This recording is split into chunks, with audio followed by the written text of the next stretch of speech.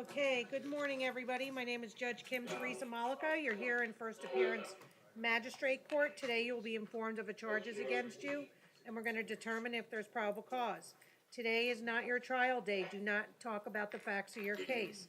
Everything is being recorded. You have a right to remain silent. You have a right to an attorney. We have a public defender. I believe it's Mr. Hector Romero at the main jail.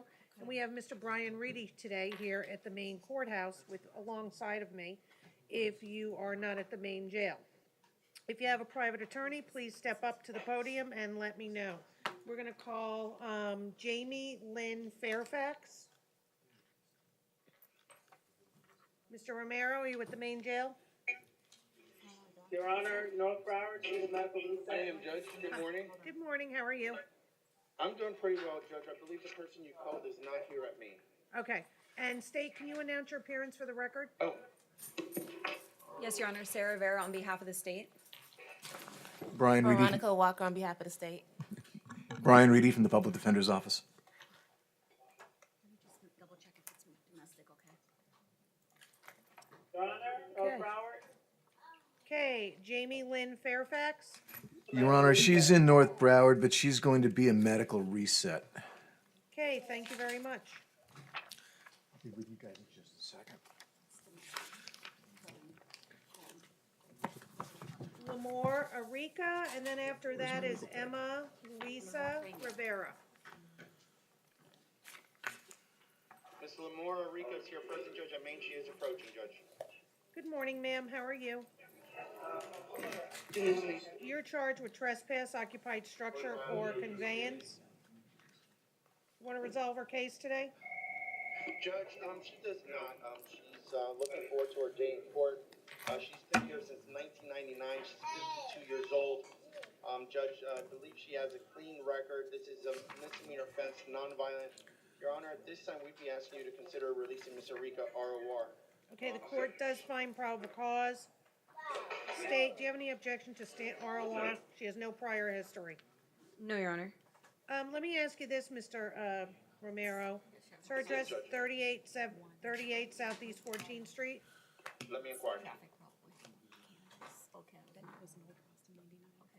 House next door. It's 34, Judge. 34. The house next door.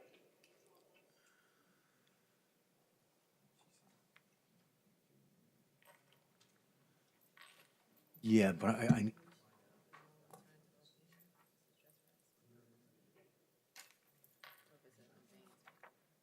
That's Dania? Dania Beach. Yes, Judge.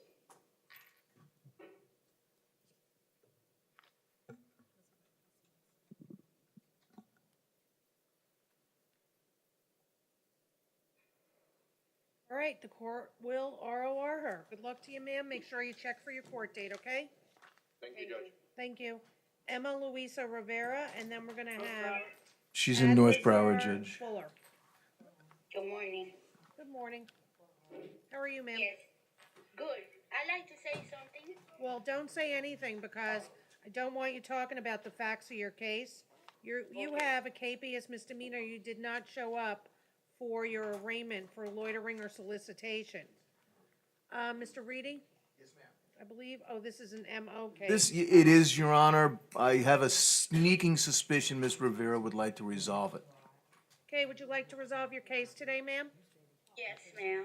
Okay, the court will adjudicate you guilty, impose court costs of $293, and then you'll have to go take a test, ma'am, and an HIV test, but you don't have to show the results. You only have to show the receipt for it at the clerk's office. Or is it the state attorney's office? Do we know, Ms. Rivera? Clerk's office, Your Honor. Clerk's office. Is that something you'd like to do, ma'am? Yes. Okay, raise your right hand. Do you solemnly swear or affirm to tell the truth? Tell the truth. Yes. Okay, is your name Emma Luisa Rivera, Rivera? Yes. Okay, put your hand down. It's my understanding you wish to waive your right to a trial, Yes. and you wish to also waive your right to an attorney? You have a right Yes. to an attorney to represent you, ma'am. So you're Yes, giving up okay. your right to a trial and an attorney. Is that something you'd like to do? What does that mean? Okay. Yes. Yes. Are you sure you understand? I don't understand, but, Okay, let I- me ask you this. You want to plead no contest to the charge of solicitation today, correct? Yes? I wanted to resolve the case. Okay, so that means you either want to plead guilty or no contest, is that correct? Correct. Is it?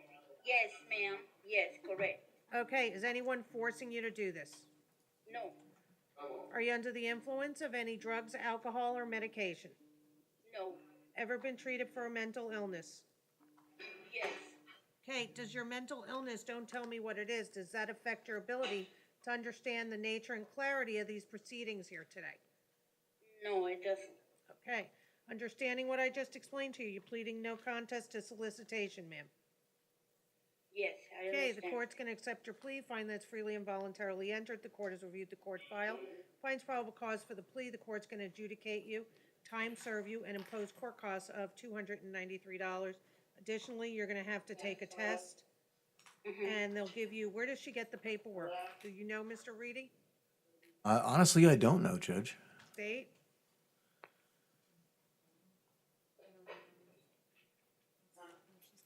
So how do we order her to do something? Did- Yeah, but it's an MO, so. But if it was a state one, you could still send her to the same place, I believe. Okay, ma'am, you can go anywhere you want for the test. You just have to Yes. bring the receipt to the clerk's office within 30 days, okay? Okay, thank you, Okay, thank you very much, ma'am. Good luck to you. thank you. Okay, we're gonna go off the record for one moment.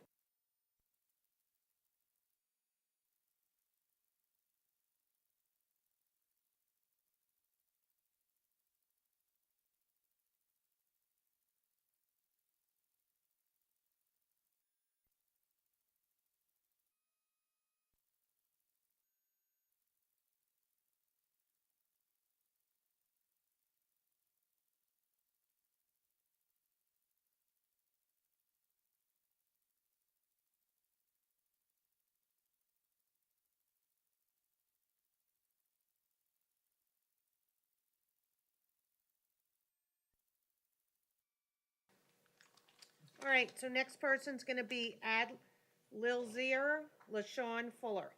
Miss Fuller is in North Broward, Your Honor. Okay, good morning, ma'am. How are you? I'm fine, good morning. Are you Miss Fuller?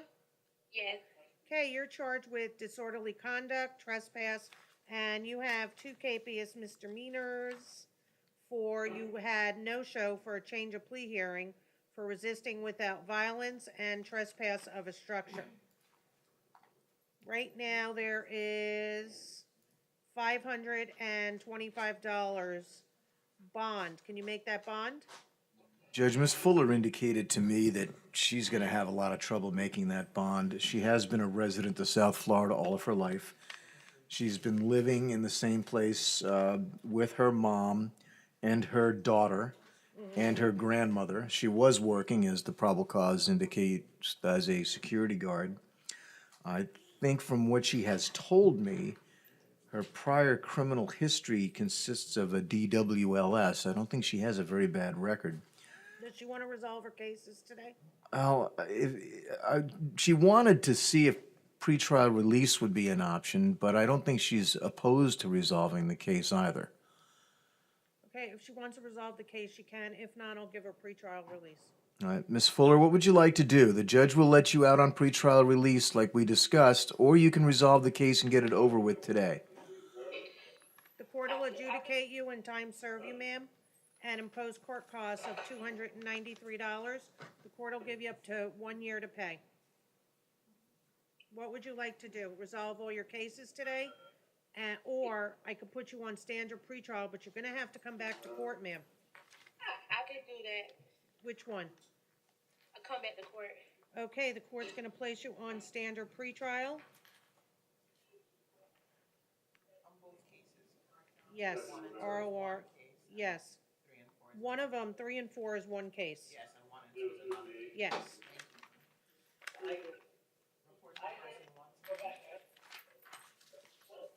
Yes. I'm just looking at something. Ma'am, is your address 1319 Northwest 60th Street? Yes, apartment 4 and 3. Apartment 4 and 3? Yes. She and her mother and daughter live in one apartment, and grandma lives next door, so she can Okay, get so mail give at me either one one. apartment, ma'am. You can do 3. 3, okay. And that's Miami, correct? Yes, ma'am. Okay, all right, and I'm asking the clerk to update the address to include apartment 3. Thank you, ma'am, good luck to you. Thank you. ROR pretrial. Patricia Jean Langen. And I wrote it on the paperwork, Madam Clerk. Patricia Jean Langen. Judge, she's present here at Maine. Okay, Ms. Langen, you are charged with disorderly conduct, resisting an officer without violence. There's a $100 bond. And there's also littering charge.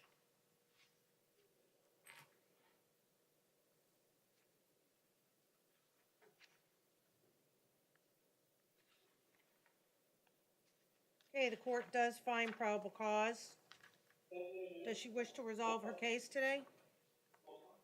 At this time, no, she does not, Judge. And speaking with Ms. Langham, she's 52 years old, been here in this community now for about 25 years, living in Coral Springs. Her and our 2 children are living at the same apartment now for about 3 years. She just got a job working at 7-Eleven, and that's why she hasn't built up enough savings to be able to afford to post her bond. Judge, considering these are misdemeanor offenses, I'd ask you to release her ROR, and the alternative, since she does have an address, I would ask you to consider releasing her on pretrial release, Judge. Okay, does she rent her own? Because you said she's been living there for 3 years, so why can't she afford a $100 bond if she's paying rent? She's renting. Okay, Because I have a she can't, 22-year-old son helps me pay my bills.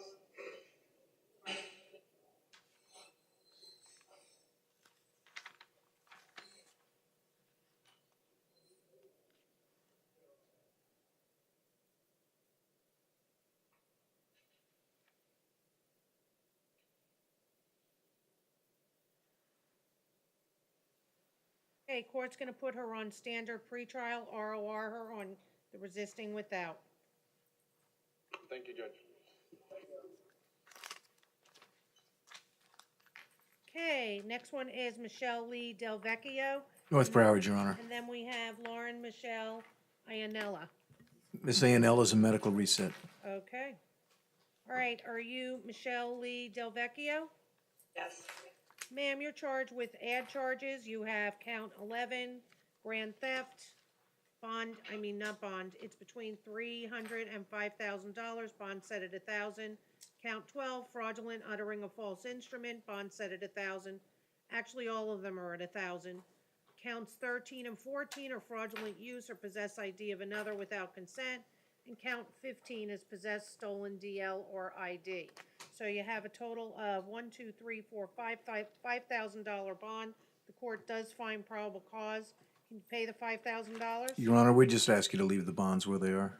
Okay. Miss Del Vecchio has some other charges pending. All right, and ma'am, there's gonna be no victim contact, direct or indirect, with the alleged victims with the initial VS or TJA. That means no social media, no third parties, no direct calling or in person. Do you understand, ma'am? Yes. Thank you very much. Good luck, to you. Michelle. Yep, you too. Okay, and then we have.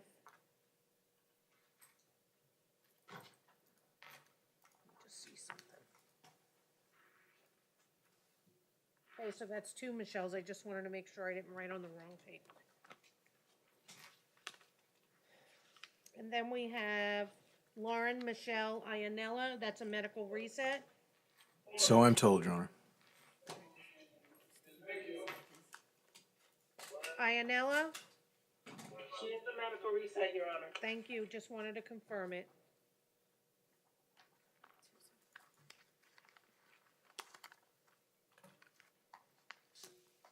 Okay, then we have Shirley Penelope Vilches Duran. Ms. Vilches Duran is here present at Maine, Judge. She is approaching. Okay, and then the next one's gonna be Rosalia Dawn Poirier. Okay, are you Shirley Duran? Yes, ma'am. Okay, good morning, ma'am. You're charged with grand theft between $300 and $5,000. The court does find probable cause. Can she afford the $1,000 bond? No, she cannot, Judge. Okay, tell me what she can afford. Judge, what we're gonna be asking you is to consider releasing Ms. Vilches Duran on pretrial release. My understanding is she's 33 years old, she's been here about 8.5 years. Judge, she's living in Sunrise with her brother, they share the expenses. Right now, I believe if the state can confirm, this is her first arrest ever in her life, first contact with the criminal justice system. And that's why, Judge, considering this is the first arrest for strong ties to community, nonviolent offense, we'd be asking you to release Ms. Vilches Duran on standard pretrial release. Okay, state, does she have any priors? Your Honor, she doesn't have any priors, but You I don't feel, have to stand, it's okay. given the circumstances, I think that $1,000 bond is reasonable. I would ask that Your Honor at least set a $500 bond in this case. Okay. All right, ma'am, there's no return to the Home Depot, and that's on 2901 North University Drive, Sunrise, Florida, 33322. You understand that, ma'am? Okay, she can't afford any bond, Mr. Romero, I mean? No, Judge, because I understand with the premium, with the bond note, it'll only be $100. I talked to her, she said she couldn't come up with $100. I would ask, Judge, considering her lack of priors and there's a presumption to release on non-monetary conditions, I believe she's the perfect candidate for standard pretrial. Okay, Court will ROR her standard pretrial, no return to Home Depot, ma'am. Thank you. Okay, thank you. Rosalia Dawn Poirier, and then we have Anna Velasco. I think Ms. Poirier is still a medical loan, Judge. Medical loan. Mr. Romero, do you know if that's correct? Yes, Judge, there's no other female here. Okay, so then we'll do Rosalia Poirier, Poirier, as a medical loan. And then we have Anna Velasco, and then we have Emily Elizabeth Polino. Ms. Velasco is a medical reset. Okay, so we have one for, she was a medical reset yesterday as well. Then we have Emily Elizabeth Polino, and then we have Michael Derek Cade. Ms. Polino is in Paul Ryan, Your Honor. Okay. Good morning, ma'am, how are you? Good, how are you? Fine, thanks. You are charged with count 1, possession of cocaine, there's a $1,000 bond. Count 2 is possession of alprazolam, which is also known as Xanax, there's a $1,000 bond for that.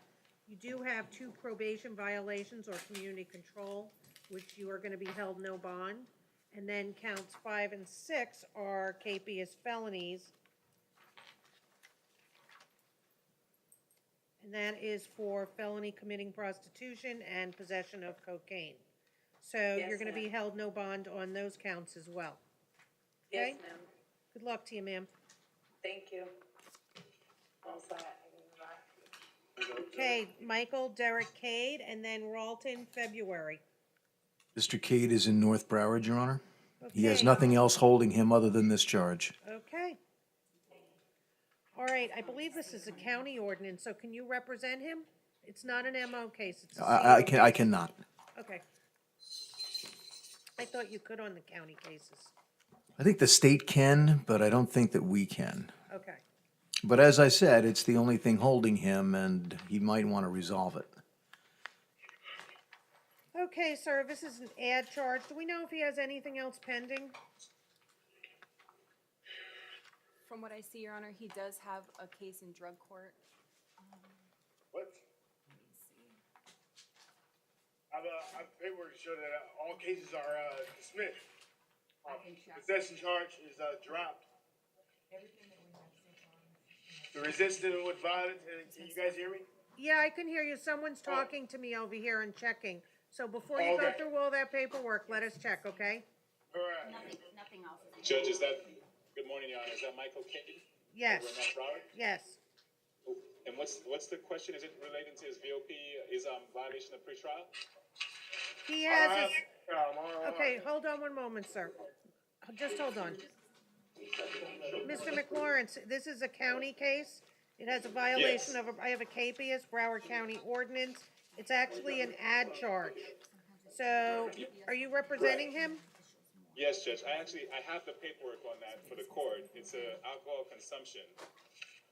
Okay, And he's been in custody, Judge, since January 5th on violation of pretrial conditions, and all of those were dismissed. So the only thing that's holding him is this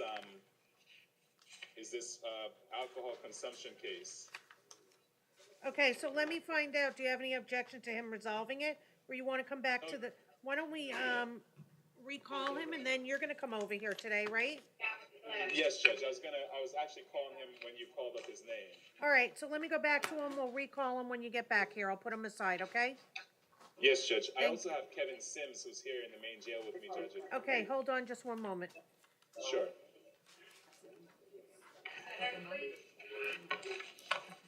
Okay, where's Mr. Cade, Michael Cade? He's in North Broward.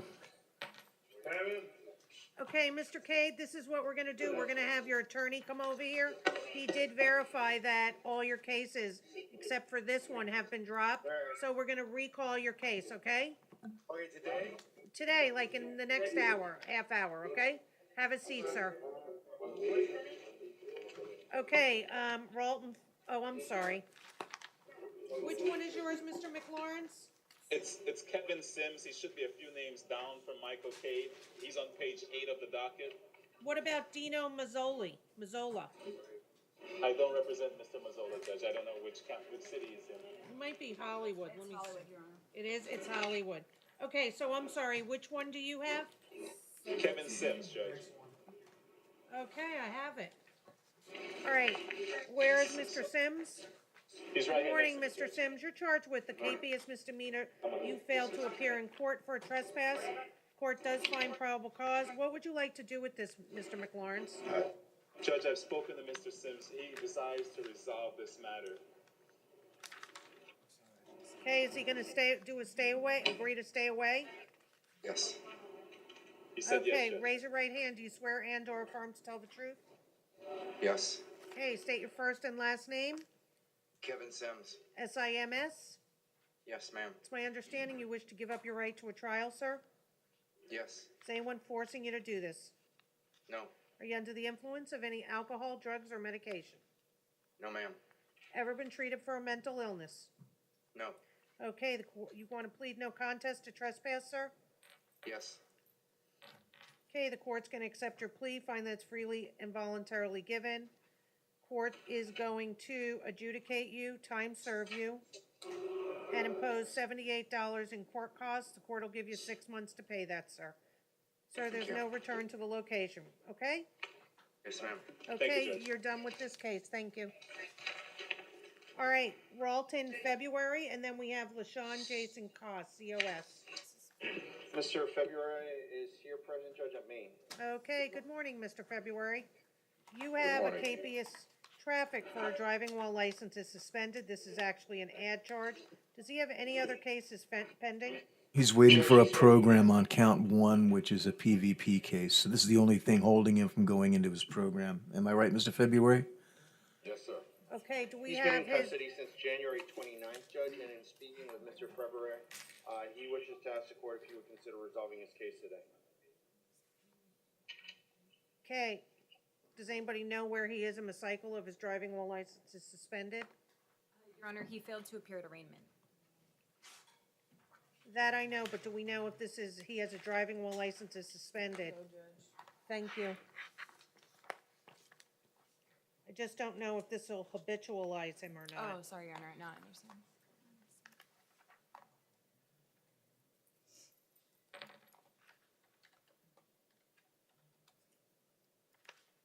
Doesn't appear that he has any driving while license is suspended. Mr. Reedy, would you like to look at it? No, Your Honor, I'm sure that Mr. February can tell us himself. He knows. Okay, so he wants to resolve it today for an adjudication, 293, and I'll give him 1 year to pay since he's gonna be in a program. Let me tell him. Okay. He wishes to accept the court's offer, Judge. Okay, sir, raise your right hand. Do you swear and or affirm to tell the truth, sir? Yes, ma'am. Okay. Is your name Ralton February? Yes, ma'am. February? That's correct. Okay, you can put your hand down. It's my understanding you wish to waive your right to a trial, sir? Yes, ma'am. Anyone forcing you to do this? No, ma'am. Are you under the influence of any drugs, alcohol, or medication? No, ma'am. Ever been treated for a mental illness? No, I do not. You understand that if you get 3 convictions for driving while license is suspended, the Driver's License Bureau will revoke your license for 5 years as a habitual offender. Yes, ma'am. Understanding what I just explained to you, are you pleading guilty or no contest to driving while license is suspended, sir? Yes, ma'am. No contest? Yes, ma'am. No contest. Okay, the court's gonna accept your plea, find that it's freely and voluntarily entered. The court has reviewed the court file and finds probable cause for the plea. The court is going to adjudicate you, time serve you, impose court costs of $293, which I'm required to do by law. The court will give you 1 year to pay that. And, you have 30 days to appeal the sentence of the court, sir. Good luck to you. Judge, in speaking to Mr. February, he believes this is his first driving while license suspended. Considering it's his first, would you consider a withhold adjudication on Mr. February's behalf? Any objection, State? It's his first offense. No objection, Okay, Judge. then the court will withhold adjudication instead of adjudicate and take judicial notice of the time that he served in the Broward County Jail. Thank you, Judge. You're welcome. Good luck, sir. Sir, you have 30 days to appeal the sentence of the court. If you can't afford an attorney, one will be appointed. LaShawn Jason Cos, and then Matthew Lewis Perry. Mr. Cross, come on up, please.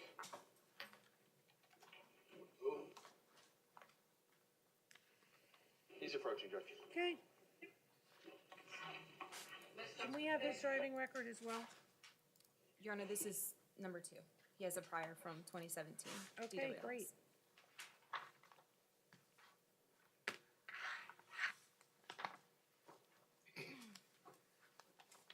Okay, Mr. Cos, you have 2 add charges, counts 5 and 6. It is for driving while license is suspended and failure to register a vehicle. What's counts 1, 2, 3, and 4? Are those felonies or? I believe he's resolved them, Judge. I think these are the only 2 charges holding him. Okay, does he want to resolve his case today? Yes, ma'am. Okay, Mr. Romero, it's my understanding they're saying, the state is saying this is strike 2.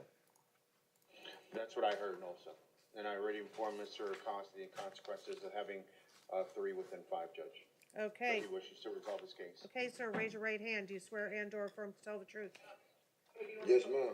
Okay, is your name LaShawn Jason Cos, C-O-S? Yes, ma'am. Okay, you can put your hand down. It's my understanding you wish to waive your right to a trial, sir? Yes, ma'am. Is anyone forcing you to do this? No, ma'am. Are you under the influence of any drugs, alcohol, or medication? No, ma'am. Have you ever been treated for a mental illness? No, ma'am. You understand that if you get 3 driving while license is suspended convictions within a 5-year period, sir, your license will be suspended for 5 years as a habitual traffic offender. Do you understand that? Okay, understanding what I just explained to you, you pleading guilty or no contest to driving while license is suspended and failure to register a vehicle. No contest. Okay, the court's gonna adjudicate you on the driving while license is suspended and time serve you. On the failure to register a vehicle, the court will withhold adjudication and take judicial notice of the time that you served in jail. The court will impose $293 in court costs, which I have to by law. Defense, Mr. Romero, how much time does your client need to pay? He's gonna request 1 year, Judge. Okay, the court's gonna, allow you 1 year to pay the $293, sir, and the court will take judicial notice, if I didn't say it already, of the time that you served for the failure to register the vehicle. You have 30 days to appeal the sentence to the court. If you can't afford an attorney, sir, one will be appointed. Good luck to you, okay? You're done with this case. Thank you. Okay, Matthew Lewis Perry, and then we have Jeffrey Ryan Steffen. Mr. Perry's approaching, Judge. He's here at me. Okay, Mr. Perry, you have trespassed school grounds, refused to leave. I believe this was at Broward College. You wouldn't leave the library. So what does he want to do with this? Judge, at this time, first, Mr. Perry's gonna wait to see if there's probable cause for the charge, Judge. Okay, the court does find probable cause. Yeah, I don't have an argument. Judge, in that case, Judge, Mr. Perry is looking forward to his day in court to present his side of what happened. He wishes to fight the allegations. Considering this is a trespass charge, Judge, we're going to be asking you to consider releasing him ROR. At this time, he's 49 years old, been here for 30 years. Unfortunately, he's homeless, Judge. He lives at a homeless shelter. That's where he receives his mail. The Blount He's not Road working. address? Yes, Judge. Okay. That's what he just nodded his head to. So he's asking, Your Honor, if you will consider releasing him ROR.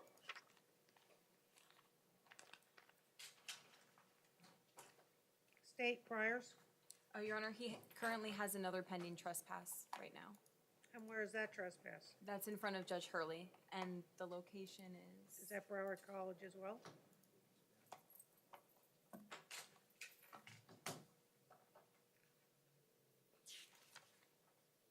no, Judge, it's a different address in Coconut Creek.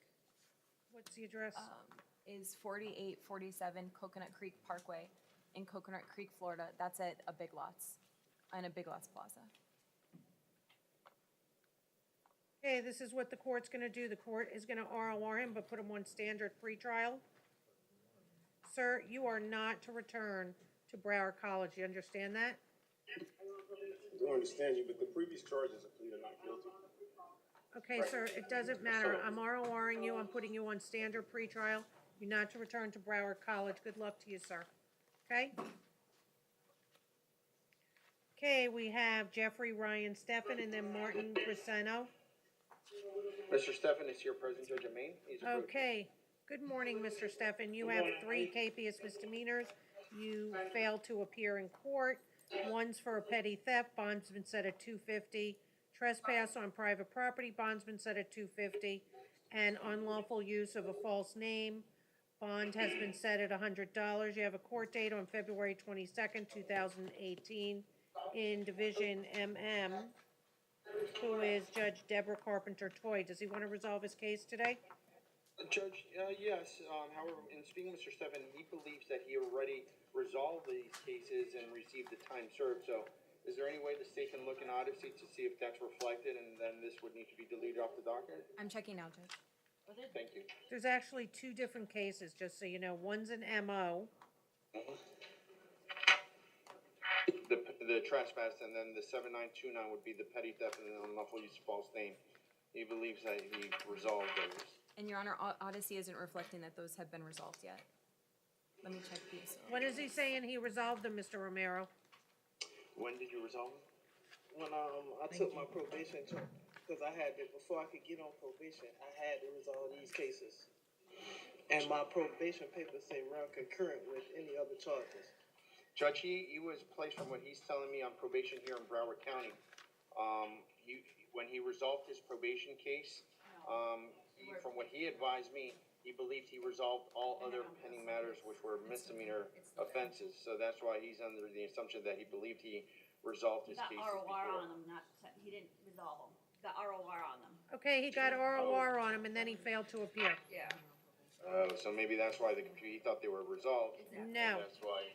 Okay. So this All is right, what so he that- has. He has petty theft, unlawful use of false name, and he has trespass private property. Does he want, Judge, in that case, he wants to resolve it. He did tell me that he's on probation here in Broward County. He did tell me that these offenses happened before he was placed on probation, so it wouldn't violate his probation.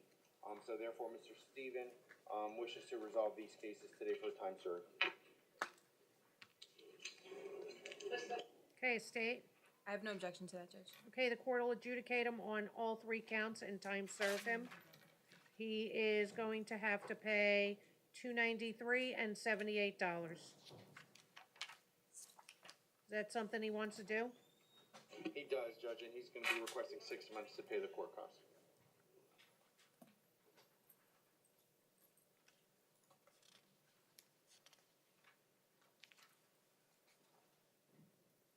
Okay, sir, raise your right hand. Do you swear and/or affirm to tell the truth?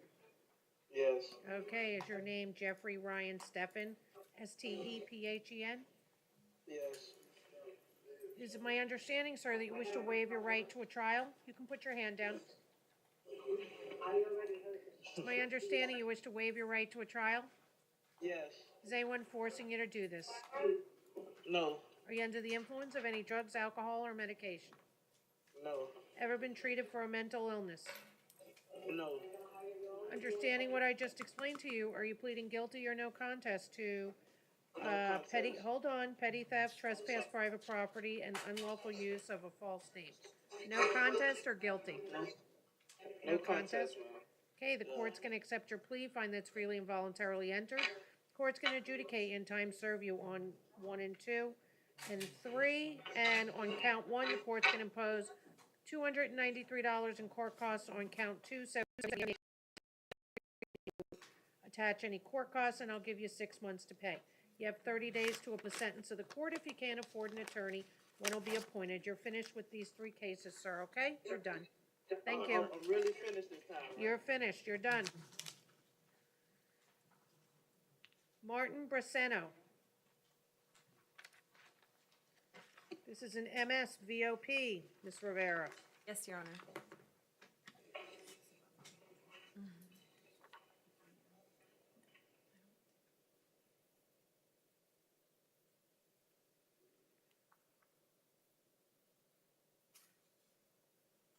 Okay, you have been set, no bond.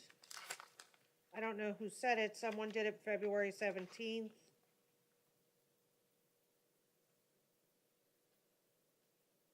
Looks like Judge Poll's signature. So you're gonna go before your division judge. I don't know who that's gonna be on February 28th, 2018 at 1:30, do you know? Your Honor, it's Judge Gottlieb. Okay, so it'll be Judge Gottlieb next week. You're gonna be held no bond pending that hearing, thank you. Thank you, Judge. You're welcome. Jose Eduardo, He's here, President. and Mann. then He's gonna be Dino requiring Anthony Spanish Mazzola. interpreter, Judge. Spanish interpreter, okay, we'll have to recall. Yeah, we have one on the way. Okay, if you could tell him, Mr. Romero, we missed your language skills yesterday. I just told him, Judge. Thank you. All right, Dino Anthony Mazzola. Mr. Mazzola, come on up, please. He's approaching, Judge. And then we have Frederick Bernard Ross. Okay, good morning, Mr. Mazzola. How are you today? Not too good. I understand. Okay, you have a charge of 4 capiases. They're set, first one's $100, $500, $100, $250, and $1,000. So that's 6, 7, 8, $850, $950 total. You have the capias are open container, possession of drug paraphernalia, trespass private property, and trespass to structure or conveyance. Do you want to resolve them today?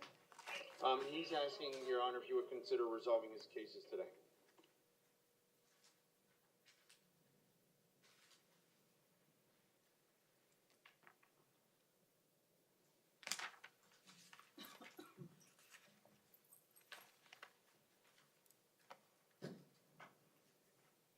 Okay, sir, is that something you'd like to do, to resolve your cases? Yes, ma'am. If so, raise your right hand. Do you swear and/or affirm to tell the truth, sir? Can't do that. I'm forbidden. Okay, do you want to swear or affirm, sir? I can tell you yes, I will tell you the truth. Okay, all right, sir, one moment.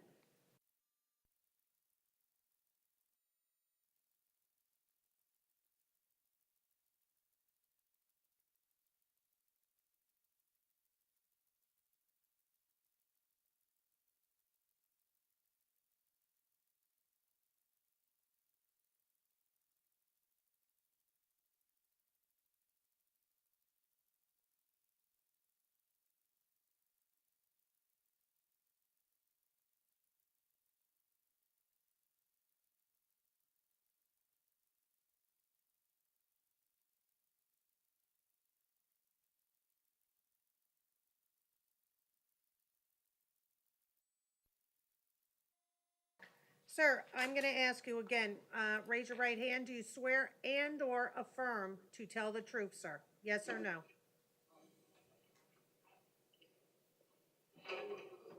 Do you affirm Judge, to tell Mr. the truth? Mazzola, it's against my beliefs. So you don't want to even affirm, sir? To tell the Say truth? Yes, I'll tell the truth. I will tell the truth. Okay, do you affirm that you'll tell the truth? Not asking you if you swear, sir. It's the same thing. Okay. All right, you know what we're gonna do? We're gonna recall this case for this afternoon. Just wanna look a couple things up, okay? Thank you, Yes, sir. Judge. Okay, then we'll have Frederick Bernard Ross. Oh, I'm sorry, Mr. McLaurin. I've been informed Mr. Ross bonded. Okay, Ross bonded? yes.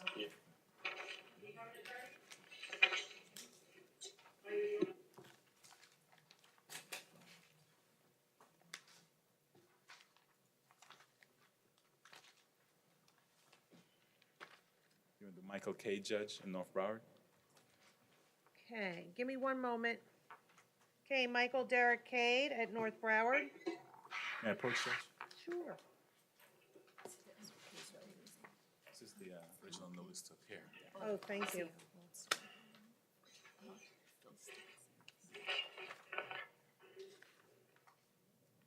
Okay, this is the Broward County ordinance. Are you Mr. Michael Cade?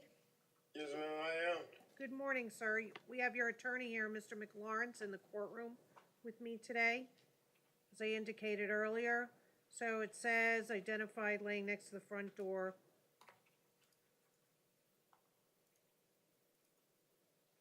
Okay, so this is basically an open container case. Yes, Judge. As I mentioned, Your Honor, he's been in custody since January 5th. He's a United States Navy veteran. He does have a place to live in Miami. He's unemployed. He does receive veterans benefits, and he desires to resolve this matter, Your Honor. And it's not gonna affect any other case, such as a felony he does? The cases that he had, the VOP, he had this while those, it's not a VOP, it's a violation of pretrial. So this was before those, and I'm sorry, I'm not saying that right, but this was while that other case was going on and those violation of pretrial conditions were He dismissed. got another charge. No, Is that Judge. what you're saying? I don't know why he was here on a violation of pretrial. I have no idea, but whatever reason it, whatever the reason was, those matters were dismissed. Okay, so he wants to resolve this case today, correct? Yes, Judge. Okay, state, Yes, Your Honor, we'd be willing to resolve it with an adjudication with time served.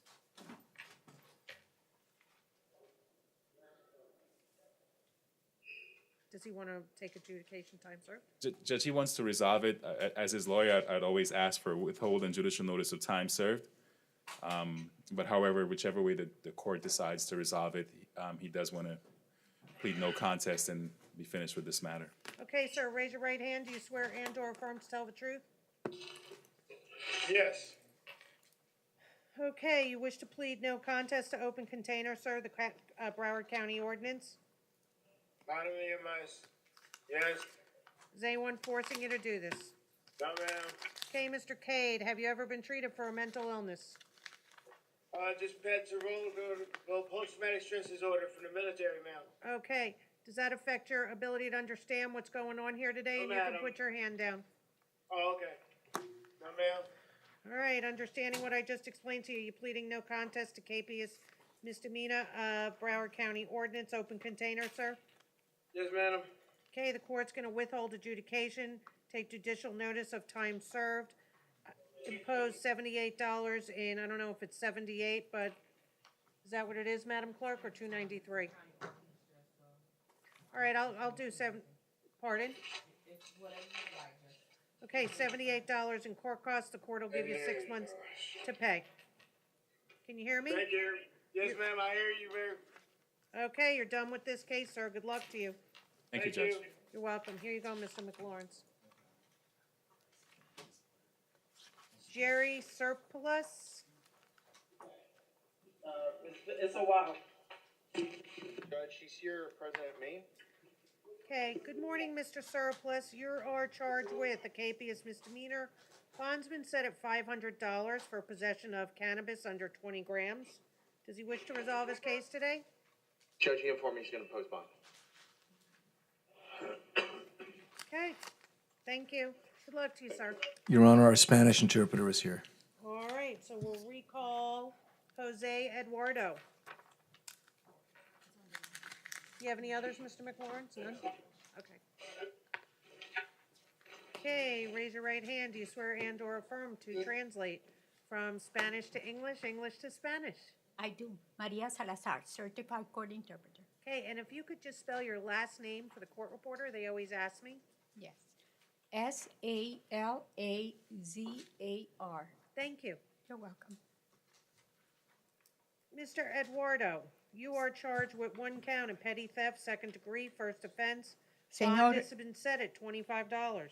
señor Eduardo, a usted se le acusa de hurto menor y la fianza ha sido puesta en $25, hurto menor.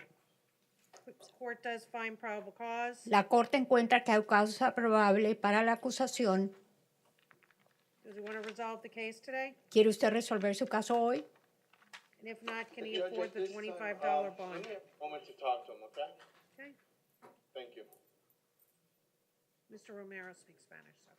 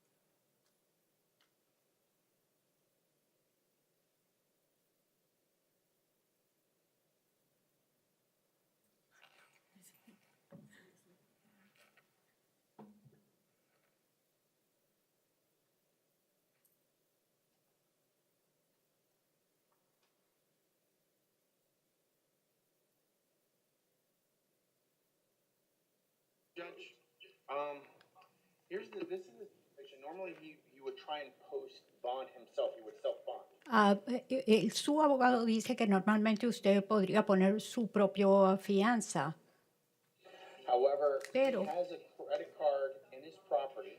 Usted tiene su tarjeta de crédito consigo, con usted. And he tried to self-bond already. Ya trató de usted de pagar su fianza, But because it's an international credit card, pero como la tarjeta es internacional, parece que no funciona acá. I just confirmed right now with the deputies Ya if they've confirmé heard of that before. con el oficial And I was advised, yes, international que cards si ha do not work on sucedido the machine eso and can't antes, overdraft. y parece ser que las tarjetas de crédito internacionales tienen ese problema, esa situación. Okay, he's a resident of San Salvador. ¿Usted es de El Salvador?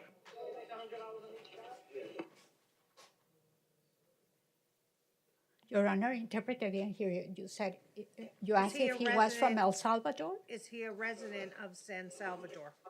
Señor, ¿usted es residente de El Salvador? No, No. De Argentina. I'm he's from Argentinian. Argentina. I live in Argentina. But the address. Oh, it's the San name of the street Salvador, that he I see. lives on is called San Salvador. Pero su dirección es San Salvador, ¿no? I see, I see. Ok. Argentina. He's staying at a hotel ¿Usted se está quedando en un wife and hotel child. con su esposa y su hijo? It's Yes. in Collins, in between 17th and 18th Street. Está usted en la avenida Collins en Miami Beach entre las 17 y 18. Está en un He hasn't been hotel able to contact his family because he y doesn't no ha have podido the funds for the contactar a hotel. su familia. Judge, I'd ask you at this time, Pues is an ROR, Judge. está pidiendo a su abogado que le den la libertad bajo palabra. State. Your Honor, I would have to object to that. He's not a United States resident. There's Su, no la way we fiscal can get him objeta back here. puesto que usted no es ciudadano. He doesn't have any cash in his property? Señor, ¿usted no tiene consigo dinero en efectivo? He only has a card, Judge. Solo tiene usted tarjeta, ¿no? Okay, no return to Century 21 ROR standard pretrial. Le están dando libertad bajo palabra, no puede usted regresar al Century 21 Okay, explain to him the ramifications if he fails to appear in court. y tiene Update que his comparecer a address la with the clerk, corte y le va a explicar su abogado cuáles serían las consecuencias de no comparecer. and he tries to come back into Y the country, there'll be if there's a warrant, si no comparece, he'll be usted arrested. cuando usted trate de regresar a este país va a haber una orden de arresto. I'll talk to him, Judge. I know Thank you that there very are much. Le times, va a hablar su abogado. Mr. Romero, hold on, pretrial wants to state something. I know that there are Sí. times when the court will place someone who Le está, resides out of Florida on pretrial supervision. you know the consequences, you said? No, there are occasions when the court places someone Sí, hay que cuando la corte pone a alguien en programa pretrial, when they do not reside in the state of Florida. cuando no residen en el estado de la Florida, But typically we don't do that when they live out of the country. sí se hace eso, pero típicamente no cuando viven fuera del país. Not when they reside out of the country. Yeah, thank you. It's hard for us to supervise them that way. Okay. The court is leaving. No problem.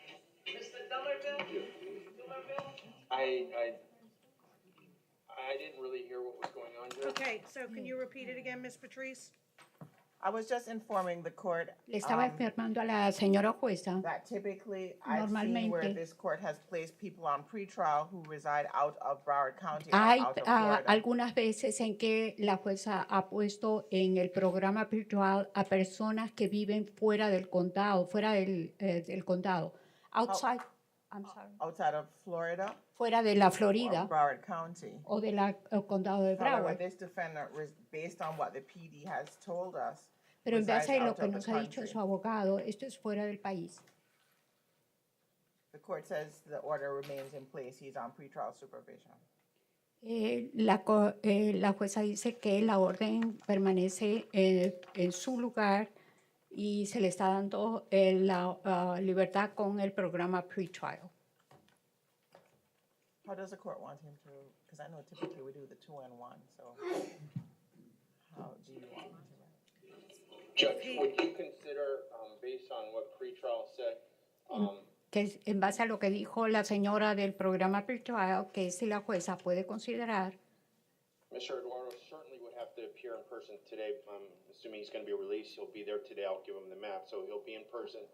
usted va a comparecer acá mismo en persona cuando le den la libertad When does bajo he plan palabra. on leaving the country? ¿Cuándo, señor, usted dice que va a salir del país? ¿Cuándo? Fecha. That's what Mr. Eduardo and I were discussing. I believe his return trip is in about 20 days. Que usted regresa a su país en 20 días Certainly, I was going to go ahead and let him know if he's placed on pretrial and he would have to report in person.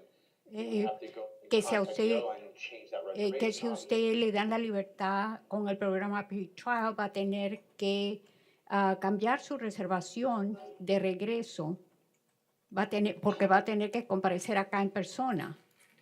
So therefore, I'm assuming his Entonces, filing decision is probably not even going to be reached by then. Because of this particular set of circumstances, Judge, would you consider having him report by phone?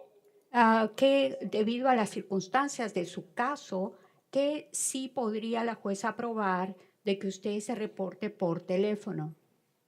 And obviously, there is a built-in incentive. If he fails to show to court, there's going to be a warrant for his arrest. Y bueno, tiene usted la información de que si usted no se reporta a la corte va a tener problemas cuando regrese a este país. If he never comes back to this country, then it'll just be out there. All right, this is what I'm gonna do. I'm gonna keep Esto es him lo on que voy a standard pretrial. If he shows a return ticket, then he can report by phone. Ok, mire señor, lo van a mantener en el programa pretrial, le están dando la libertad con el programa pretrial y si se reporta por teléfono mostrando su ticket de regreso para que se pueda reportar por teléfono. It's a second degree misdemeanor, so Este es un delito menor del segundo grado, es para su información. not that I'm lessening it, but the court's gonna keep him on pretrial, okay? Lo van a tener en el programa pretrial a usted. Thank you, Judge. Okay. Okay, thank you. Want to make an announcement? Yes. ¿Hay alguna otra persona que necesite la intérprete? Okay, anybody at North Broward, Conti, or Paul Ryan need a Spanish interpreter? Thank you so much, Madam Interpreter. You're welcome. Okay, we appreciate it. Braxton Emmanuel Ward.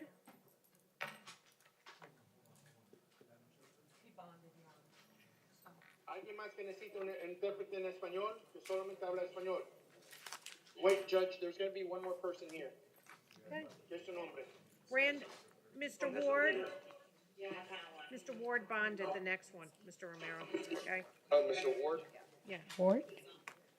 Mr. Ward bonded? What is this gentleman's name? ¿Cómo se Mr. llama, Hernandez. señor? Su nombre. Antonio ¿Ah? Rivera. Antonio, Rivera. Antonio Rivera. Rivera. Rivera is the last Oh, name. he's on page 12, Judge, so that would probably be. Well, this one's taken out because it was someone with the same last name. We had a little issue this morning that had to go to Judge Cohen. Que había otra persona con su mismo apellido, por eso no lo han llamado. Ya vieron a la otra persona. ¿Usted es Milton Rivera? Milton. No, Nelson Antonio Rivera. Nelson Antonio Rivera. What? On page 12. Okay, Mr. Romero, this is the gentleman that's supposed to go to Judge Cohen, domestic violence. So if you could Que have usted sent estaba over there. supuesto a ir para donde el juez Cohen para violencia doméstica. Yeah, no one informed us, Judge. Y que usted, nadie le Yeah, informó. someone did. Then we have William Rivera. Why don't we get him? He has to go to domestic violence court. Judge Cohen. Then, William Rivera. William Rivera. Judge, he's here, President of Defiant Service Public Defender. Do you need an interpreter, sir? ¿Necesita la intérprete? No, ma'am. Okay, thank you very much. Thank you, Madam You're welcome. Interpreter. You're Nice to welcome. see you again. Okay, Mr. Rivera, you have a court order where you are being held no bond. Says hold for Martin County. But then I have something signed by Judge Bober, state. Yes, Your Honor, I would be asking that we leave it as no bond so he can be in front of the judge who signed the order. Okay, you have an order before Judge Bober. Do we know when he's going before Judge Bober? Let me check right now.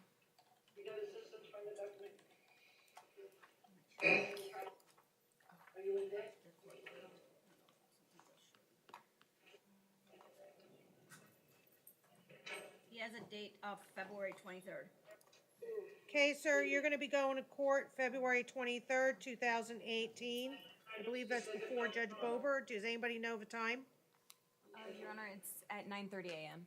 At 9:30 a.m., February 23rd, sir, 9:30 a.m. You'll be held no bond pending that hearing, okay? Good luck to you. Okay. Ted Lewinsky, and then we have Michael Brian Lozano. Mr. Ledwinski, I believe, is at Conte, Judge. Okay. Yes, sir.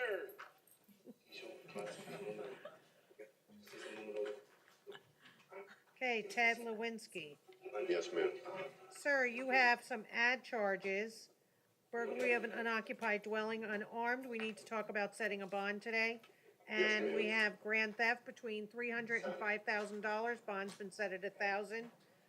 What do we have for counts 1, 2, and 3? Is he being held no bond or anything? No, Your Honor, he's actually on pretrial release with a electronic monitor on counts 1 through 3.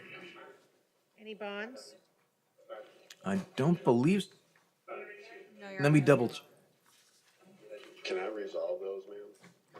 No, I'm not going to resolve felony cases, sir, in magistrate court. Yes. You'll have to go to your division judge, unfortunately, okay? Yes, ma'am.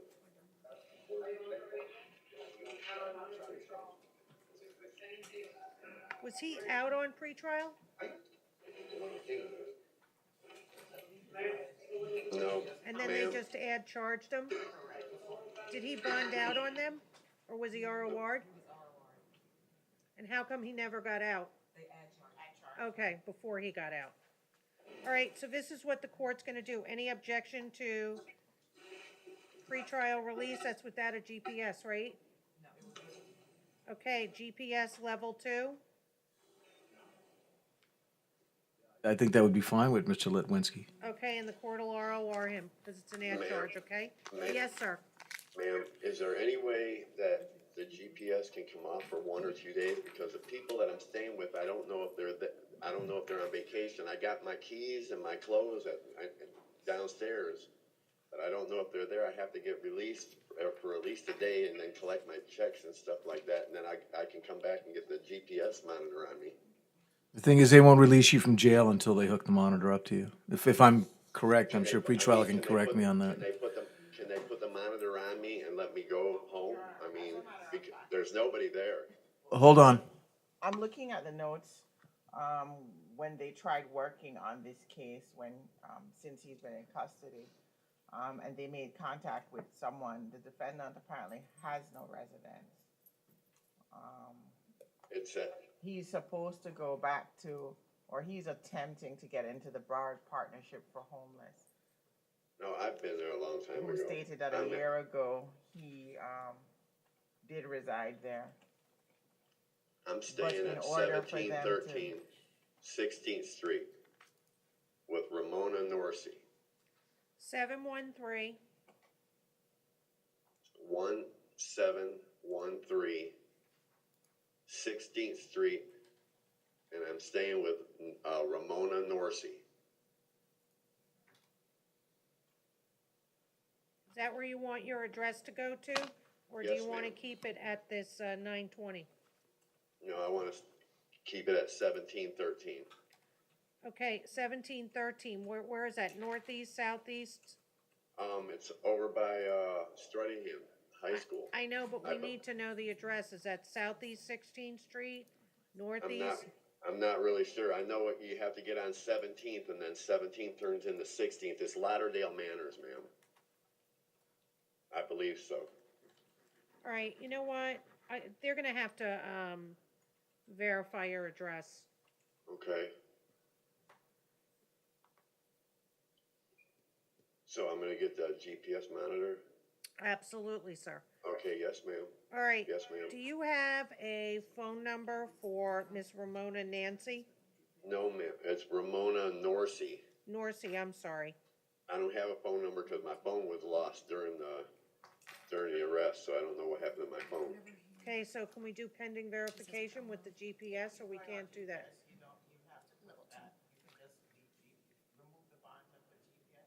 Okay, not a problem. All right, sir, you're to have no contact, direct or indirect, with the alleged victim with the initials MJW, MWJ. Do you understand, sir? Yes, ma'am. Thank you very much. Good luck to you. Ma'am, what was ROR GPS? Is that what it is? Yes, you are, sir. For all the charges? For the charges that I have today. For the other Okay. charges, it's my understanding you also have a GPS. Yes, ma'am. Is there any way I can You're asking for a lot, Mr. Litwinski.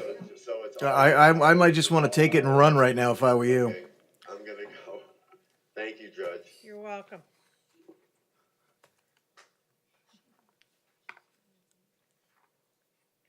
Michael, Brian, Lozano, and then Lazaro, Inglesia, Rovera. Judge, I've been informed Mr. Michael Lozano is a medical reset.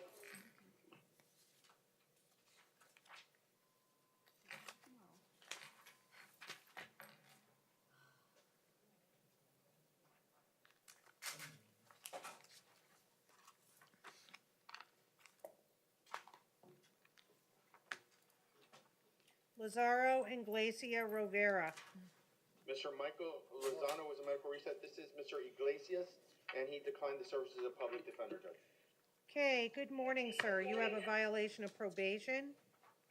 You are going before your division judge, Judge Joffrey Cohen, on 2/21/2018 at 10:15 a.m. Pending that hearing, sir, you're going to be held no bond, okay? Good luck to you. Thank you. You're welcome. Lamont Henley, and then we have Mark Scott Rudnick. Mr. Henley is here, present, Judge of Maine. Okay. Mr. Henley, you have possession of controlled substance without a prescription. Bond's been set at $1,000. This is a change of charge. The court does find probable cause. Can you pay the $1,000, sir? Judge, he's currently serving a prison sentence. He was brought here from Okeechobee. So at this time, we just ask you to leave the bond in place. Okay. Thank you. Good luck to you, sir. Mark Scott Rudnick, and then we have Kevin Jershun, Jershun. Mr. Rudnick, come on up, please.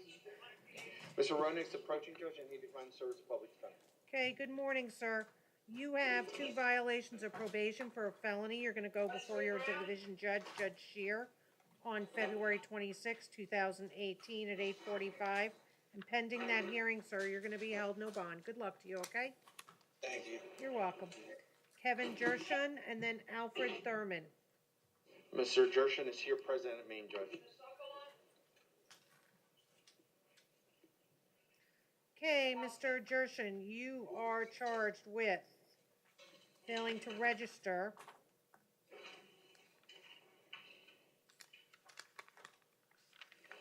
as an offender, and the court does have concerns after reading the probable cause affidavit that he was sitting by a bathroom watching children go in and out. State?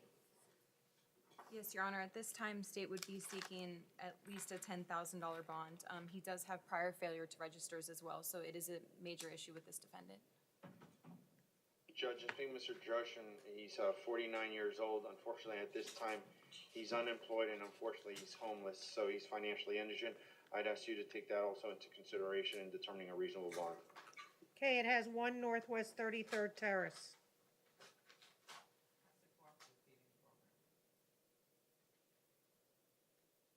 That's his mailing address, Judge.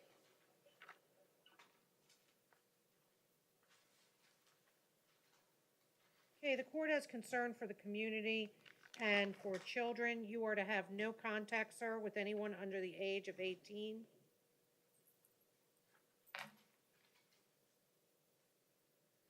And the court is going to set your bond, sir. You failed to appear previously at $25,000. The court is going to put you also on GPS level 2. Thank you, sir. Next one is Alfred Thurman, and then we have Sawandi Galera. Mr. Thurman, come on up, please. Are you Mr. Thurman? Yes, ma'am. Good morning. Good morning. How you doing this morning? Fine, thanks. You have a violation of probation for a felony, and you are in front of Judge Barbara McCarthy on February 22nd, 2018 at 8:30 a.m., and you're going to be held no bond pending your hearing on February 22nd, okay, sir? Have a good Yes, day. ma'am. You're welcome. You too. So Wanda Galera, and then we have Tavius Jamal Randall. Mr. Galera is here present, Judge Amin. Okay, are you Mr. Galera? Yes, I am. Okay, Mr. Galera, you're charged with burglary with assault or battery. Court does find probable cause. We have to set a bond today. I can tell you at the outset, I'm going to order no victim contact, direct or indirect, with the person with the initials NJ, or NY, I'm sorry. And Your Honor, this is a punishable by life offense. I would be asking that you find proof evident and presumption created and hold him no bond. Okay. Defense? I don't think that's warranted under these facts, Judge. First of all, the alleged victim claims, and even the officer's language here seems to be doubting his word, that he was the landlord for the defendant's residence, although he did not have any paperwork to prove such, and went there to collect rent when this altercation started. And this is not where someone breaks into a house and commits a battery. This is a fight that took place between these two gentlemen. If the alleged victim hadn't been sitting inside a car, it would not be a first-degree felony punishable by life. I can understand that the court might be inclined to find probable cause based on the fact that there's an independent witness, but I don't believe at all that this rises to proof evident presumption great, which is the highest standard that we have in our criminal justice system. This is a fight between two guys by a car. And as I say, if the alleged victim wasn't inside a car, it would have been a fight, and that's all it would have been. So based on that, I don't think holding Mr. Galera without bond is appropriate.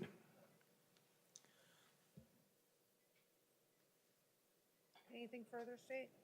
Yes, Your Honor, and as you did find probable cause here, I do believe that is evident that had the facts not been what they are here, then defense would have a valid argument. However, he was in a car at the time, and he did go into the car, and that is a punishable by life offense, and since you've already found probable cause, I would still ask that no bond be set.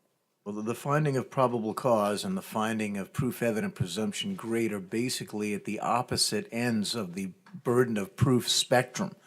So finding one does not entail necessarily finding the other, and just because a case is punishable by life in prison doesn't mean that every case deserves for the accused to be held without bond. Okay, the court, I have reviewed the probable cause affidavit filed in his case, and I do find probable cause, as I stated earlier. I further find the proof of guilt to be evident or the presumption great. Therefore, sir, you're going to be held without bond until further order of the court. This is without prejudice for you to file a motion to set bond with the assigned division judge and request a hearing under State v. Arthur. The court is also going to remind you, sir, I said no contact, direct or indirect, with the alleged victim with the initials NY in this case. Thank you very much, sir. Good luck to you. Thank you, Your Honor. Tavius Jamal Randall and Robert James Pearson. Mr. Randall's here present, Judge Amain? Okay. Sir, you're charged with aggravated assault with a deadly weapon without intent to kill. The court does find probable cause. We need to talk about setting a bond today. I can tell you there's going to be no victim contact, direct or indirect, with the alleged victim with the initials JFTC. State? Yes, Your Honor, in this case, based on his priors and the fact that he still has a weapon, I do believe that he's a danger to the community. And at this time, I would be requesting a $15,000 bond. Okay, tell me his prior history. In 2014, he had a career offender failure to notify of an address, which he served time for. In 2009, he was also charged again with firearm by a felon, which he served 37 months in prison for. And 97, he had an armed robbery with a firearm, which he also served 51 months in prison for. Okay, defense?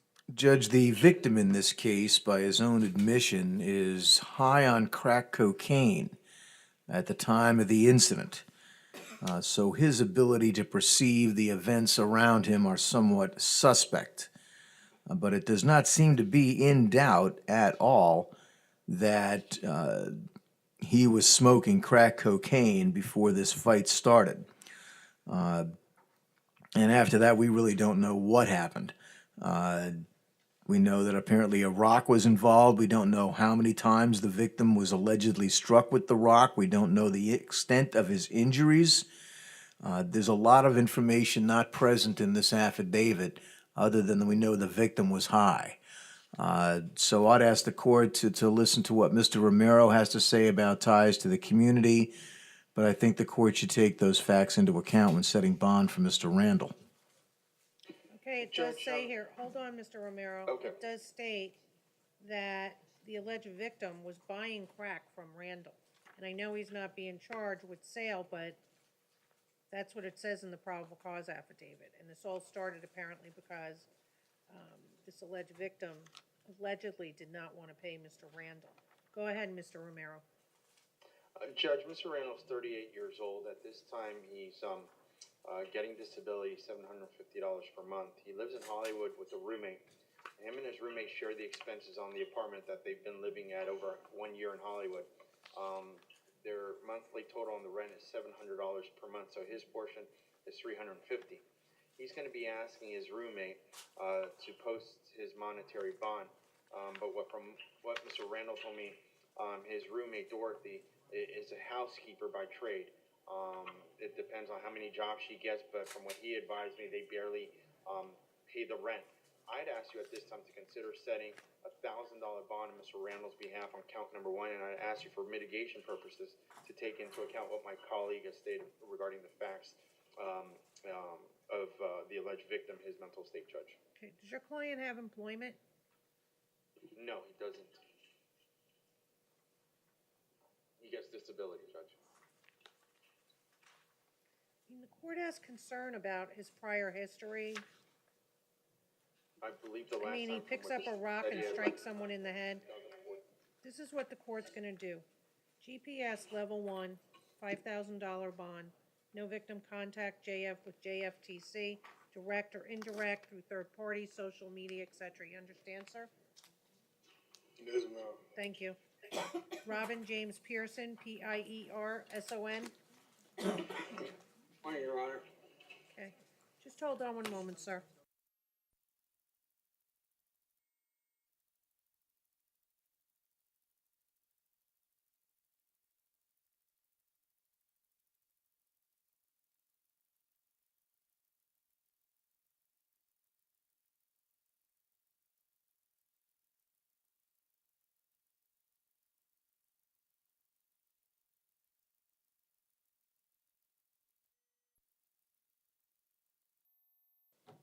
Hey, Mr. Romero? Can we get Dino Anthony Mazzola back instead of putting him back on this afternoon? If we can't, that's okay. He went back, so Can they try to get him back? can they try and get him back? Yeah. I'll ask the deputies, Judge. Ms. Patrice is saying yes. Oh. You guys get him back? Yeah. Judge, they'll bring him back, but it's gonna be a little bit, Judge. That's fine. Robert James, are you Robert James Pearson? Yes, Your Honor. Okay, Mr. Pearson, you have a charge of grand theft between $300 and $5,000. The court does Yes, find probable cause. The court will tell you at the outset you are not to return to Cage Bar and Grill. State? Your Honor, state isn't seeking to modify the bond. Okay. Can you afford to pay the $1,000 bond? No, he cannot, Judge. Let me give you a little bit of background, Mr. Pearson. He's 55 years old, been here for about 50 years now. He is a veteran. He served in our United States Navy from 1979 to 1983. He is working. He works part-time as a delivery driver for a pet store. He's been there for about 3 years, making about $9 an hour. He lives in Davie. He lives in a duplex, been there for about 3.5 years. I believe he has no sort of extensive, serious criminal history. I believe in speaking to him, he has no prior history involving any sort of grand theft, Judge. I'd ask you, Judge, to consider releasing him on standard pretrial. Can he afford anything? No, Judge, unfortunately, right now, he cannot. I know when he was arrested, he says he had $100 on him. My understanding is every day they actually take a certain amount for uniforms and such that. So I believe he would probably have in his account maybe around $75 if he just got arrested yesterday. Okay, court's gonna ROR him, no return to Cage Bar and Grill, and standard pretrial release. Good luck, sir. Also, Judge, for the record, he is a good tipper, so I think that's something else should be taken into Okay. consideration. All right. All right, Daniel Dermoville.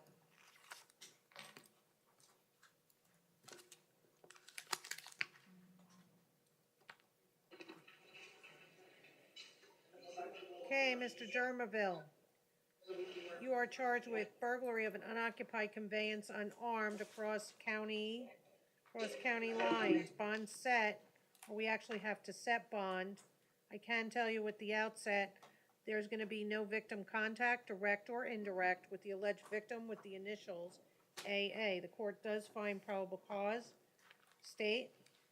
Your Honor, based on his prior history and that he was found in a different county, bond in this case. Defense? Judge, we'd be asking you to consider setting a $1,000 bond. He's been here his whole life. He's 39 years old. He lives here in Miramar. He lives here with his mother. His mother is like a nurse's aide. That's the only person who's going to be helping to post his bond. So, Judge, I don't know how he was arrested on across county lines when he resides in Broward County. So, Judge, I'd ask you to consider setting a $1,000 bond on Mr. Dummerville's behalf. What's his prior history? Your Honor, the defendant has a prior 2013 burglary of a conveyance unoccupied and a prior 2011 burglary of a conveyance unoccupied, and in both cases, he did violate probation and serve time. Okay, $1,000 bond, level 2 GPS. No victim contact. Thank you, sir. Good luck to you. John Snavely, and then we have Makinson Moyes. Mr. Snavely, come on up, please.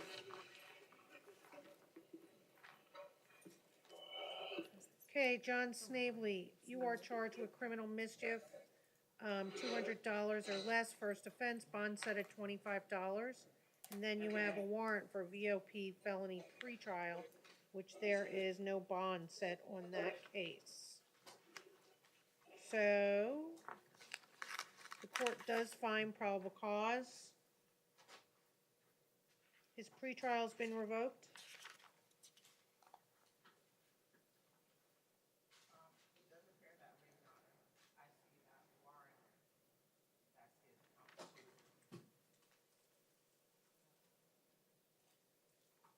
Okay, Judge Lee, settlement, no bond. Okay, sir, you'll go before your division judge soon. The court, based on your no bond hold, is going to leave your bond for the criminal mischief, sir, at $25. Good luck to you, sir. Pardon? On the 17. Can you tell me? I'd like to do it on this paperwork. Oh, it is? Okay. Okay. We gotta put some pledge or something there. All right, Makinson Moyes, and then we have Deandra Marquise Roberts. Okay, are you Mr. Moyes? Yes, ma'am. Okay, sir, you have count 1 and 2 is aggravated battery on an officer, fighter, EMT, and we have to talk about setting a bond on that. And then we have count 3, flee with disregard of safety to persons. We have to set a bond on that. The court does find probable cause. The court will tell you at the outset, sir, the court's going to order no victim contact, direct or indirect, with the alleged victims with the initials DD or FS. You understand, sir? That means no social media, no third parties, no calling them or anything like that. Do you understand? Yes, ma'am.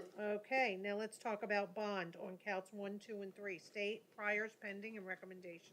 Yes, Your Honor, at this time, in this case, state would be seeking to set a $1,000 bond on all 3 counts. Okay. He doesn't have any. Judge, at this time, defense has nothing to add.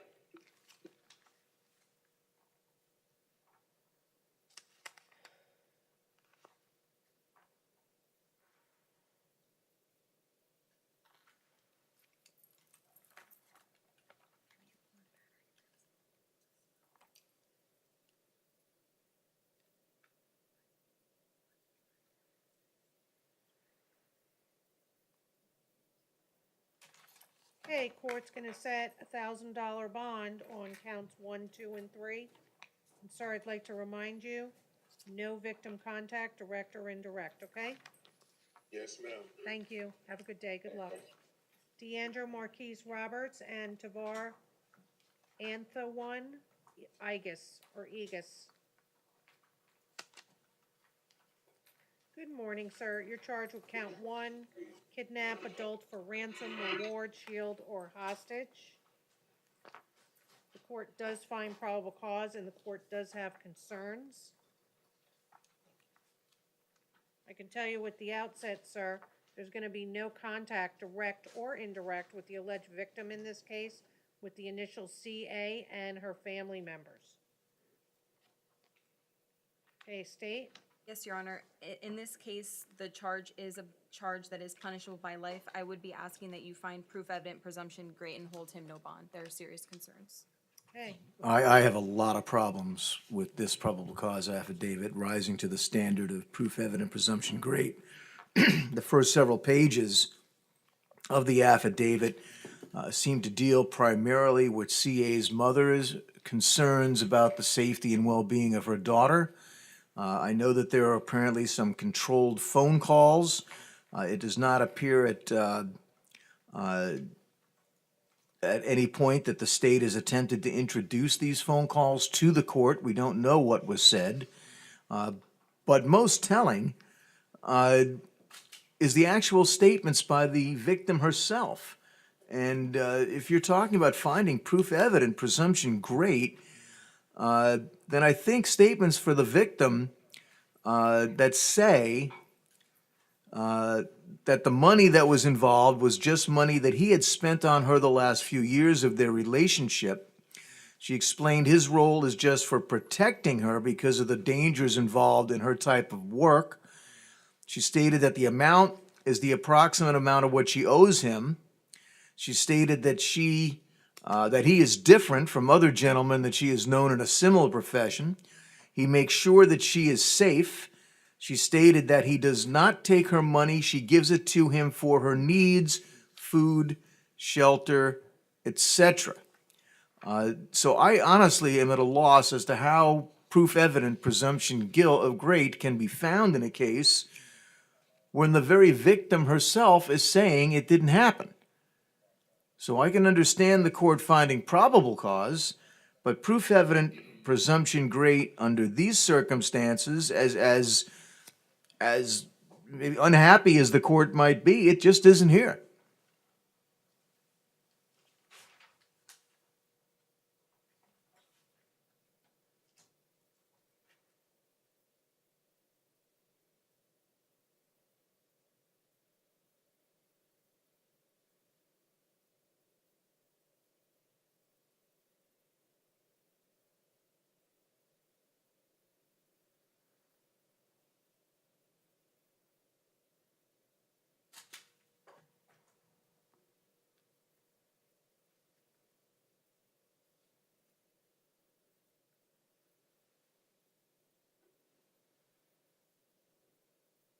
Hey, it says in here, the defendant did admit via a controlled telephone call that the alleged victim would go with her mother when he obtained the $5,000 ransom. And he also stated to the detective that that was not the case, and the state has not played this recording or made this statement available for this court to hear. It's very easy to take things like this completely out of context, and I think that's what we're talking about. He told the police officer he denied restricting her movement, explained he would have let her go without being paid, stated if she didn't, he would think that she was cold after all he had done for her. There's no indication that she was ever struck or hit or physically abused by Mr. Roberts. Those allegations aren't present. It's extremely difficult to hold someone against their will. It's virtually impossible unless you have them locked up somewhere, and there's no indication that she was ever locked up anywhere. Her very words to this officer is that Mr. Roberts did not commit this crime. And she would be in the best position of anyone to know, not her mother. Well, the mother stated that she had phone conversations with the defendant about the release of her daughter for an amount of currency. Therefore, sir, you're going to be held without bond. The court does find proof evident presumption great, and I do find the proof of guilt to be evident or the presumption great. In addition to finding probable cause, this order is without prejudice for you to file a motion to set bond with your assigned division judge and request a hearing under State v. Arthur. Again, sir, I want to remind you, no victim contact, direct or indirect, with CA and/or her family. Thank you. Taver Anthone Igus or Michael He's Eugene a medical Ross. reset, Your Honor. No, Your Honor, he said no for our president. Oh, okay. Oh, I was told he was a medical reset. He changed his mind. He changed his mind. Okay, How good. you feeling, Mr. Igus? I'm all right, ma'am. How do you say your last name? Is it Igus or Igus? I guess. Okay, Mr. Igus, you are charged with burglary of an occupied dwelling unarmed. I can tell you the court does find probable cause, and the court is gonna say from the outset, sir, you're to have no victim contact, direct or indirect, with the alleged victim with the initials MD. State, what's his priors or pending? Mr. Igus is currently being supervised by pretrial services in case number 17-14639 CF10A, 1 count of felony battery with prior conviction, 1 count of unlawful use of a false name or identity, and 1 count of resisting without violence. Based on this court's finding of probable cause in today's case, we ask that his pretrial status be revoked at this time. Excuse me, Judge. Don't talk about the facts of your case, sir, okay? We have a public defender, Mr. Reedy, who's in the courtroom today, sir. Yes, I've spoken with Mr. Igus. I must say that what pretrial just informed us comes as news to me. I know that he has lived here all of his life. He does have his mother here.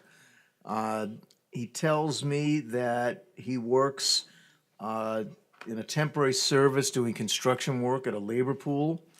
He lives at 1916 Southwest, was it 9th Street, apartment number 1, with his uncle.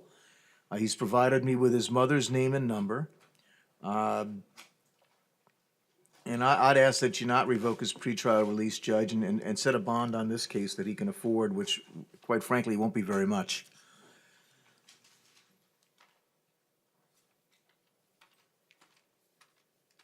Yeah, can I say something? Hold on one moment, sir. Let me finish reading something, okay?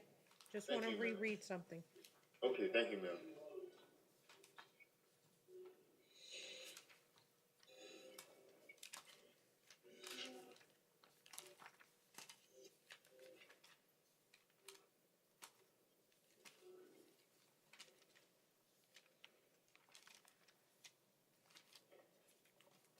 Okay, go ahead, sir. I was sent to the apartment over there by somebody that asked that knew a guy named Stefan. Mr. Igus, don't talk about the facts of your case at this time. Okay, but I wasn't caught inside of the apartment or anything. I didn't do anything. Like I was standing right there in front. Is the address that I provided the court for your uncle, is that where you would be living and receiving your mail? Yes, sir. Okay, state. Your Honor, in this case, state would be seeking a $7,500 bond.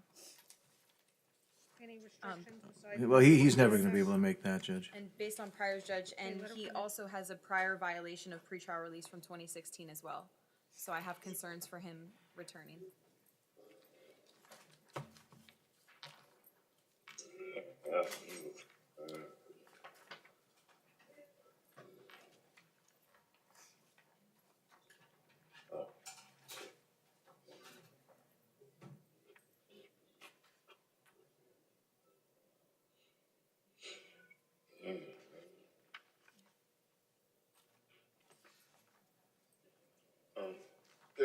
How could they give me a burglary charge if I'm not inside of the building?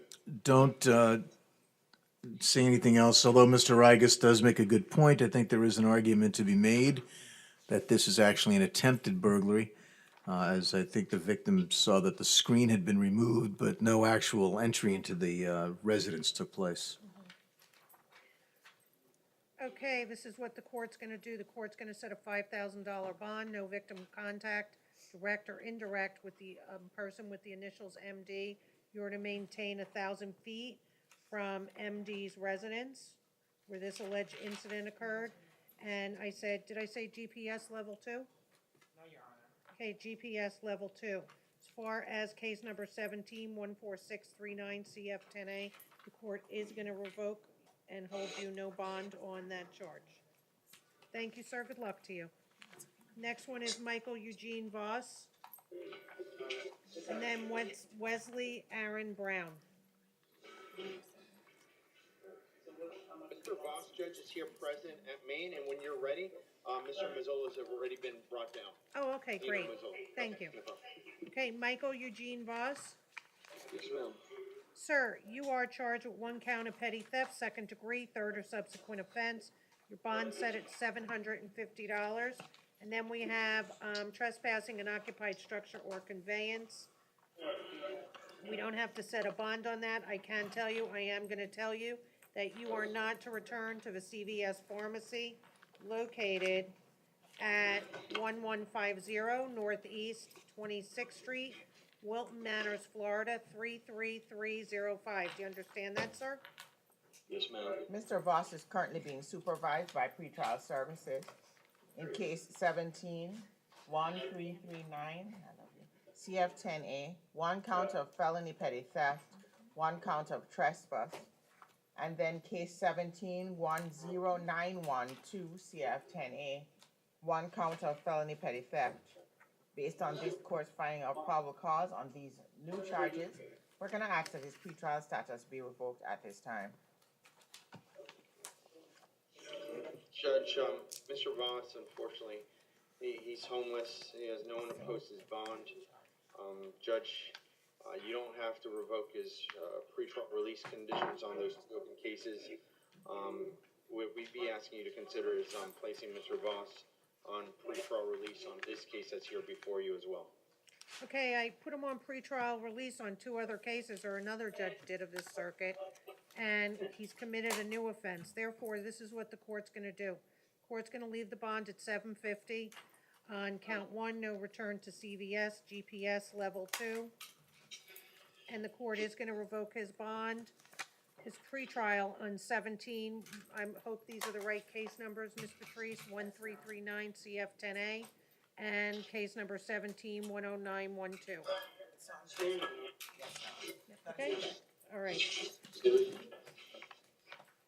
Thank you, sir, good luck to you.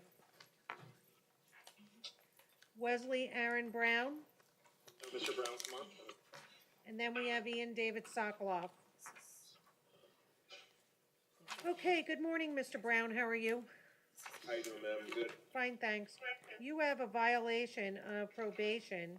You are going before Judge William Howery on February 22nd, 2018 at 8:30 a.m. You're going to be held no bond pending the February 22nd hearing. Good luck to you, sir, okay? Thank you. Thank you. Ian David Sokoloff, is he here today? He was on medical loan. Yes, Your Honor, he's in North Broward. Okay. Mr. Stevenson, how long have you been in custody now? Okay, Mr.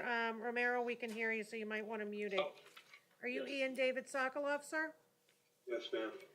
Okay, sir, you are charged with 1 count, possession with intent to sell, etc., new legend drug without RX, bond's been set at 1,000, same thing for count 2. You have count 3, trafficking in oxycodone between 7 and 14 grams, bond set at $75,000. Count 4, possession of cannabis over 20 grams, bond set at 1,000. Possession of alprazolam, which is Xanax, buprenorphine at 1,000, lorazepam, which is Ativan, possession of amphetamine, another $1,000, and then driving while license is suspended, the first offense. Court does find probable cause, state, priors pending, and recommendation. Your Honor, state isn't seeking to modify any of the bonds, just noting that he does have a 2006 prior for trafficking in oxycodone, as well as a possession of alprazolam, which he did serve time for, and he did violate probation When was he in that released? case. Let me see. Looks like 2008, but I have to be. When he was released from prison, you said? Yeah. This guy.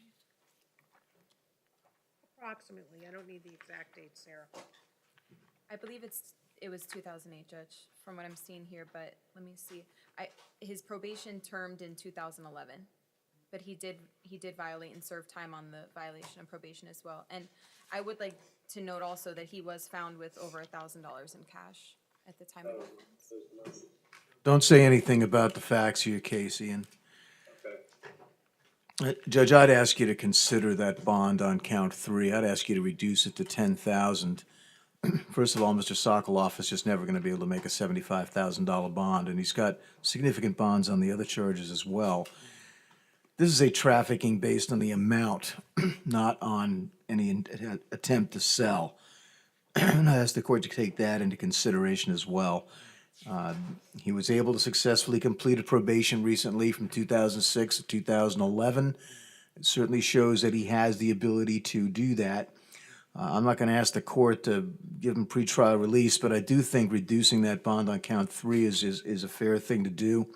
Let him go in front of his division judge and try and see if he can work out the rest of those bonds.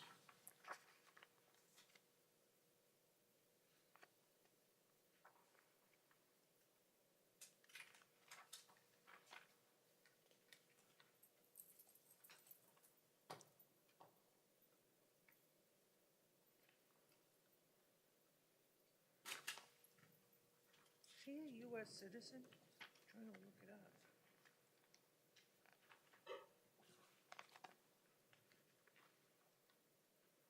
He was born in New Jersey, okay.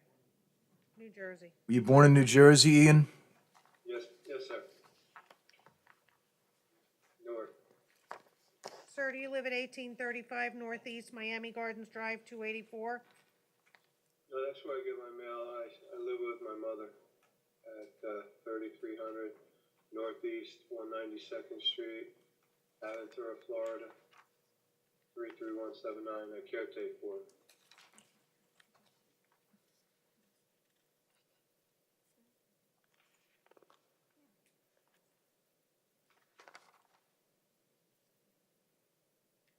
Just give me one moment, sir. I want to reread something.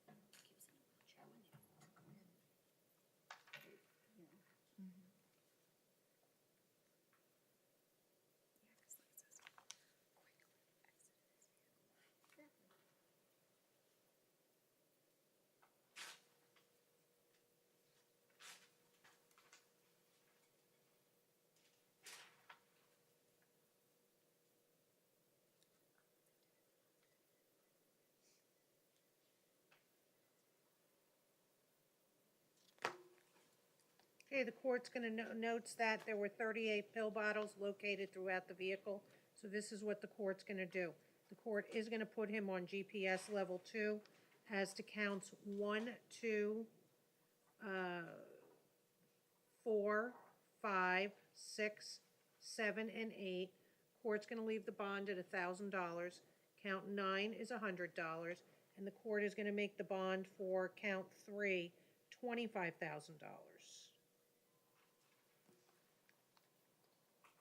Thank you, sir. Good luck to you. Good luck, Ian. Ralph Alside, and then we have, Using Conte, Your Honor. Dennis Samuel Stevenson next after Mr. Alside. Hello, Mr. Alside, how are you? I'm fine. Good morning, ma'am. How are you? Good. We have a possession of cannabis, $1,000 bond. It's a change of charge. Judge, Mr. Alcide has no bond holds on count 5 and 6, so I'd ask the court to leave the bond on count 1 where it is. Okay. So we'll leave it at 1,000, sir, at the request of your attorney. Good luck to you, sir, okay? All right. Thank you.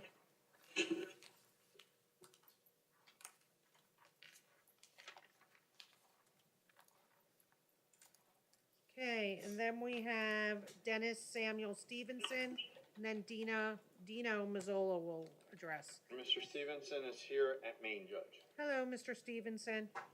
Good morning. You have a change of charge, count 7, for attempted carjacking without a deadly weapon. State?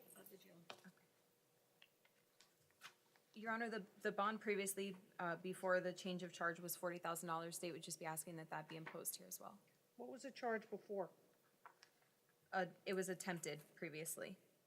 So how was this changed? Does anybody know? No, it was from carjacking without firearm, I believe, to change a charge to attempted carjacking. Okay. All right, defense? Judge, at this time, Mr. Stevenson's been in custody, I believe, from what he informed me, 3 months now. I believe he was being held on a $40,000 bond, plus on another charge, he was being held on a monetary bond, which in total, I believe, was $65,000, and there was nobody that could possibly post his bond. He's 20 years old at this time. He's not working, has no money to make, no property. There's no way he's going to be able to afford the $40,000 bond. As evidence, he's still here in custody. Judge, at this time, I'd ask you to consider on the attempted carjacking, reducing it from $40,000 to $10,000 on count number 7, Judge. Okay, court's gonna reduce it to 25,000, GPS level 2. Well, does he work? No, he does not. Okay, then court's gonna put him on GPS level 1. Thank you. Okay, then we're back to Dino Anthony Mazzola. Okay, sir, while I was going through the other cases, I was thinking about it. As long as you want to tell me that you will tell me that you agree to tell the truth and admit to these charges and plead no contest or guilty. The court will go forward with the plea. Is that something you'd like to do? I agree to tell the truth. Okay. Is your name Dino Anthony Mazzola? Mazzola. Yes, ma'am. It's my understanding you wish to waive your right to a trial, sir? Yes, ma'am. And you wish to waive your right also to an attorney in the two MO cases, which is the trespass private property and the open container. Is that what you wish to do, sir? Yes. Are you under the influence of any drugs, alcohol, or medication? Just the detox medication they give me. Okay, does that affect your ability to understand the nature and clarity of these proceedings, sir? Not at all. Okay, is anyone forcing you to do this? No. You understand that if you're not a U.S. citizen, a plea to this charge could result in deportation proceedings and affect your ability to remain in the United States, sir? Yes, ma'am. Okay, understanding what I just explained to you, are you pleading guilty or no contest to possession of No drug? contest. Let me finish all the charges, okay, sir? I'm sorry. So we're clear, that's okay. Count one is possession of drug paraphernalia, then trespass private property, trespass structure, and open container. No contest? No contest. Okay, the court's gonna accept your plea, find that's freely and voluntarily entered. The court has reviewed the court file, finds probable cause for the plea. Trying to see if this is two separate with the MOs. It is 4 different cases, okay. So the court is going to adjudicate you and time serve you on each case.